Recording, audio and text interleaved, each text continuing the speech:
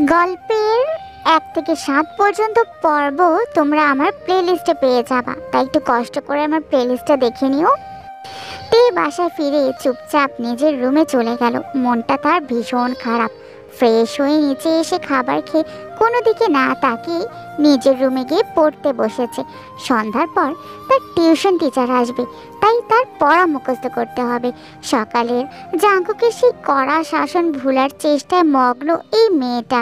প্রতিদিন সন্ধ্যার দিকে নিচে আসে তে ছোট ভাই বোনের সাথে আড্ডা আর খেলায় মগ্ন হয়, কিন্তু আজ তার ব্যতিক্রম হলো।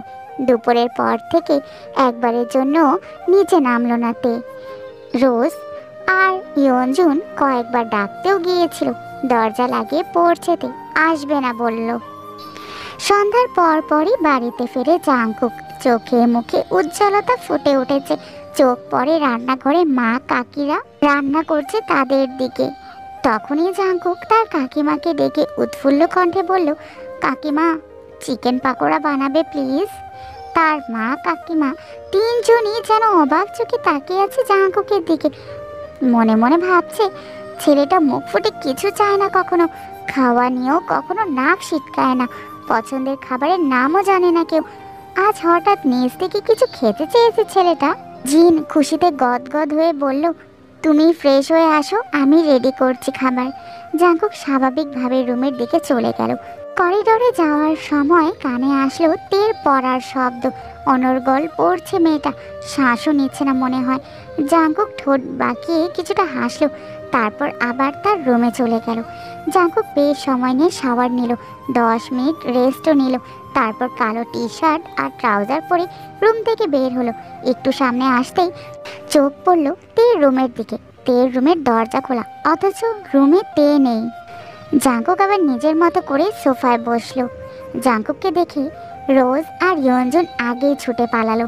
না হয় জাঙ্কুক তাদের এসেই বলবে, কিরে তোদের পড়াশোনা নাই, সারাদিন শুধু আড্ডা আর আড্ডা। জাঙ্কুককে জিন কফি দিল। জাঙ্কুক কফি খেতে খেতে সুগাকে কল দিল। কই রে তুই? সুগা তখন বলল, আমি তো পার্টি অফিসে। কেন রে, কোনো দরকার নাকি? জাঙ্কুক তখন বলল, কাজ না থাকলে তাড়াতাড়ি বাসায় আয়। সুগা ভয়ে ভয়ে জিজ্ঞেস করলো, কি হয়েছে রে? জাঙ্কুক সশব্দে হেসে উঠল আর বলল, ধুরো কিছু হয়নি, চিকেন পাকোড়া বানাচ্ছে মা আর কাকি, খেলে তাড়াতাড়ি বাসায় আয়। সুগা তখন বলল, আচ্ছা আসছি, আমি তো ভয় পেয়ে গিয়েছিলাম। কথাগুলো না শুনলেও জাঙ্কুকের হাসির শব্দ ঠিকই কানে এসে পড়েছে পড়ার রুমে বসা তের কানে। বুকটা সঙ্গে সঙ্গে কেঁপে উঠল তার। নিজেই নিজেকে প্রশ্ন করলো, জাঙ্কুক ভাইয়া হাসছে, উনি বাসায় ফিরল কখন? তৎক্ষণাৎ তের মনে পড়ে গেল সকালের ঘটনা। সাথে সাথে মুখটা কালো করে পড়া রিভিশন দেওয়ায় ব্যস্ত হয়ে পড়ল মেয়েটা। সুগা ফিরেছে 5 থেকে 7 মিনিট হবে। ফ্রেশ হয়ে নিচে এসেছে। এতক্ষণে চিকেন পাকোড়া হাজির হলো সামনে। ফ্রিজ থেকে বের করে কিছু রান্না করা সময় সাপেক্ষ ব্যাপার, তা তাদের জানাই আছে। এর জন্য ধৈর্য নিয়ে বসে বসে ফোন ঘাঁটছিল জাঙ্কুক। দুই ভাই আপন মনে গল্প করে পাকোড়া খেতে ব্যস্ত। এদিকে তে অপেক্ষা করছে টিউশন টিচারের আসার জন্য। 40 মিনিট লেট, এখনও আসছে না। কি করবে তে বুঝতে পারছে না। পড়ছে কিছুক্ষণ, হাবিজাবি ভাবছে, আবারও পড়ছে। তখনই সুগা বলে উঠল, এই তে, এদিকে আয়, খাবি না? তে সুগার ডাক শুনে কিছুটা কেঁপে উঠল, তারপর পড়ার রুমের দরজায় দাঁড়ালো। হালকা গোলাপি রঙের জামা পরেছে, মাথায় ওড়না দেওয়া, পেট পিঠ সবটাই ওড়না দিয়ে ঢাকা, অনেক স্নিগ্ধ লাগছে থেকে। জাঙ্কুক তখনও সশব্দে হাসছে। সুগা আর জাঙ্কুক নিজেদের মধ্যে মশকরায় ব্যস্ত। তে দরজায় দাঁড়িয়ে জাঙ্কুকের হাসি দেখছে। 3 দিনেও এই মানুষটাকে এতটা প্রফুল্ল দেখেনি তে। বরাবরই জাঙ্কুক যেন বেশ গম্ভীর। সেই বাইক কেনার দিন একটু হেসে হেসে কথা বলার চেষ্টা করেছিল তের সাথে, সেই হাসিতে ক্রাশ খেয়েছিল তে। আজকের হাসি যেন তেকে ঘায়েল করে দিচ্ছে। চোখ সরাতে চেয়েও তে চোখ সরাতে পারছে না। জাঙ্কুকের দিকে এক দৃষ্টিতেই তাকিয়ে আছে। জাঙ্কুকের চোখ পড়ে দূরের দরজায় দাঁড়ানো তের দিকে। কয়েক সেকেন্ড পরেই জাঙ্কুক হাসি থামিয়ে চোখ নামিয়ে নিল। সুগা তৎক্ষণাৎ বলে উঠল, এই তে, পাকোড়া খাবি? আয়, খেয়ে যা। সুগার কথা শুনে তে যেন বড় সড়ো টাস্কি খেলো। ভাবলো, ভাইয়া তাকে খাবার খেতে ডাকছে। এতগুলো বছরে এরকম ঘটনা তার সাথে কখনো হয়নি। সুগা তখন আবারও বলল, আরে আয় খেয়ে যা, পরে পড়তে বসবি। তে 2 পা এগোলো, কি যেন ভেবে ঠায় দাঁড়িয়ে পড়লো, আর কিছুটা অভিমানী কণ্ঠে উত্তর দিল, তোমরা খাও, আমি খাবো না। আবারও পড়ার রুমে চলে গেল তে। সুগা আর জাঙ্কুকও আর বেশি কথা বলল না।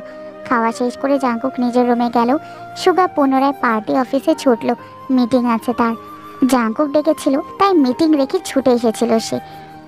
টিউশন টিচারের জন্য অপেক্ষা করলো আরও 30 মিনিট।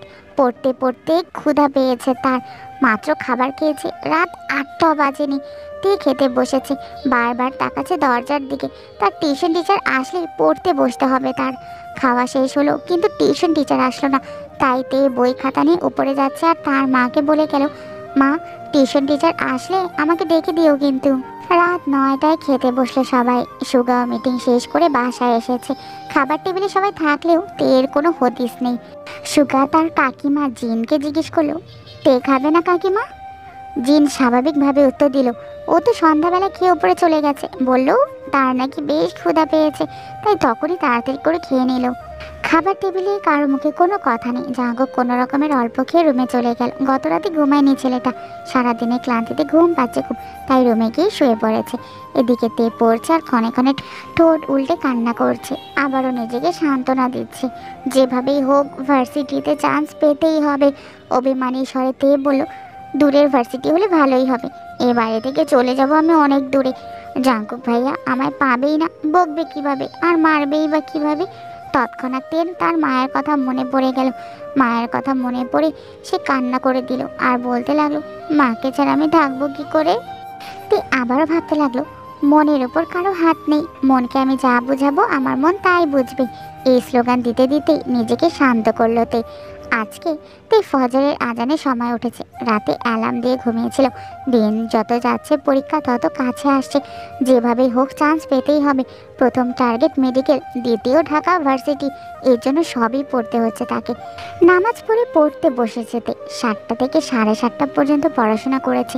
সকালে খালি পেটে বেশিক্ষণ থাকা তার জন্য বেশ কষ্টকর। তাছাড়া পড়াশোনা করলে আরও বেশি ক্ষুধা পায় তার। গতকাল সন্ধ্যায় খেয়েছিল, সারা রাত কিছু খায়নি। ক্ষুধায় তার পেট চো চো করছে। দৌড়ে নিচে গেল তের দৌড় দেখে ভয় পেয়ে গেল জিন, লিসা। তখনই তেকে দেখে রান্নাঘর থেকে লিসা ছুটে আসলো। লিসা তখন তেকে বলল, কি হয়েছে তোর, এভাবে ছুটাছুটি করছিস কেন? তে তখন তার মাকে বলল, মা, আমার না খুব ক্ষুধা পেয়েছে, তাড়াতাড়ি খেতে দাও। লিসা তখন বলল, তুই কখন উঠেছিস? তে তখন বলল, মা, ফজরের সময় উঠেছি, তারপর পড়াশোনাও করেছি, তাড়াতাড়ি খেতে দাও আমায়। তের কথা শুনে লিসা যেন খুশিতে গদগদ হয়ে গেল। ওনার মেয়ে পড়াশোনায় মনোযোগ দিচ্ছে, সাথে খাওয়া দাওয়াতেও। এ তো প্রতিটি মায়েরই প্রধান ইচ্ছে। লিসা ছুটে গেল রান্নাঘরে, মেয়ের পছন্দের সব খাবার হাজির করলো মেয়ের সামনে। তে ক্ষুধায় তাড়নায় ঝটপট খাবার শেষ করে নিজের রুমে চলে গেল। আজকে তার কোচিং প্রাইভেট কিচ্ছু নেই, সন্ধ্যায় শুধু ইয়োনো পড়াতে আসবে। সারাদিনের একটা রুটিন করে নিল তে। টার্গেট সেট করে পড়াশোনা করলে পড়াশোনা তাড়াতাড়ি এগোয়। এদিকে 8টার পর বাড়ির সবাই খেতে বসেছে। জাঙ্কুক একেবারে রেডি হয়ে নেমেছে। চেয়ার টেনে বসতে বসতে নজর পড়ে সামনের চেয়ারটা ফাঁকা। নিষ্পলক তাকে কয়েক সেকেন্ডে স্বাভাবিক হয়ে খাওয়া শুরু করে জাঙ্কুক। বোগাম তখন লিসাকে জিজ্ঞেস করলো, তে কোথায়, উঠেনি এখনো? লিসা প্রফুল্ল মেজাজে উত্তর দিল, ও নাকি সেই ভোরবেলা উঠেছে, পড়তে পড়তে ক্ষুধা লেগেছে, তাই কিছুক্ষণ আগে খেয়ে গেল মেয়েটা। আরেম শান্ত কণ্ঠে লিসাকে জিজ্ঞেস করলো, ইয়োনো কি গতকাল এসেছিল? লিসা পুনরায় উত্তর দিল, গতকাল আসেনি তো ভাইজান, তে অনেকক্ষণ অপেক্ষা করেছিল। আরেম আবারও স্বাভাবিক কণ্ঠে বলল, হয়তো কোনো সমস্যা, আজ নিশ্চয়ই আসবে। কেউ আর কোনো কথা বলল না, চুপচাপ খাওয়াতে ব্যস্ত সকলে। কিছুক্ষণ পর খাওয়া শেষে উঠে চলে গেল বাড়ির কর্তারা। রোজ আর ইয়জন খুনসুটি করে খাওয়াতে ব্যস্ত। সুগা হঠাৎ জাঙ্কুকের দিকে তাকিয়ে বলল, তোমার কি কিছু হয়েছে নাকি জাঙ্কুক? জাঙ্কুক নড়ে চড়ে বসলো, মুখ গোমরা করে উত্তর দিল, না, কিছু হয়নি। সুগার কথা বাড়ায়নি, চুপচাপ নিজের খাওয়া শেষ করলো। এদিকে নিজের খাবার শেষ করে ফ্রেশ হয়ে জাঙ্কুকও অফিসে চলে গেল। বাকিরাও নিজেদের কাজে ব্যস্ত হলো। সারাদিনের ব্যস্ততা শেষে সকলে বাড়ি ফিরল, শুধু ফিরল না জাঙ্কুক। আগামী মাস থেকে জাঙ্কুকের নতুন কোম্পানি শুরু হবে, সেই কাজেই ব্যস্ত সে। সারাদিন বাবার কোম্পানির কাজ সামলে সন্ধ্যার পর প্রায় এসে দেখতে হয় নিজের অফিসের কাজকর্ম সাথে তার আরও দুজন বন্ধু আছে, একজন জেহোপ আর একজন কাই। জাঙ্কুকের পরে তাদের পোস্ট। জাঙ্কুক এর অবর্তমানে তারাই সামলাবে কোম্পানি। কয়েক বছর যাবৎ জাঙ্কুকের সাথে প্ল্যান করে রেখেছিল, এটারই পূর্ণতা পেতে চলেছে। এদিকে গতকালের ন্যায় আজও পড়ার রুমে অপেক্ষা করছে তে, কিন্তু ইয়োনোর আসার কোনো নামই নেই। এই পৃথিবীতে কারোর জন্য অপেক্ষা করা হলো সবচেয়ে কষ্টের কাজ, যা তের মোটেও পছন্দ না। তাই রাগে ফুঁসতে ফুঁসতে তে আরএমের কাছে গেল আর দেখলো আরএম সোফায় বসে কফি খাচ্ছে আর টিভি দেখছে। তে আরএমের দিকে জিজ্ঞাসু চোখে তাকিয়ে তারপর আস্তে করে বলল, বড় আব্বু, ইয়োনো ভাইয়া কি আজও আমাকে পড়াতে আসবে না?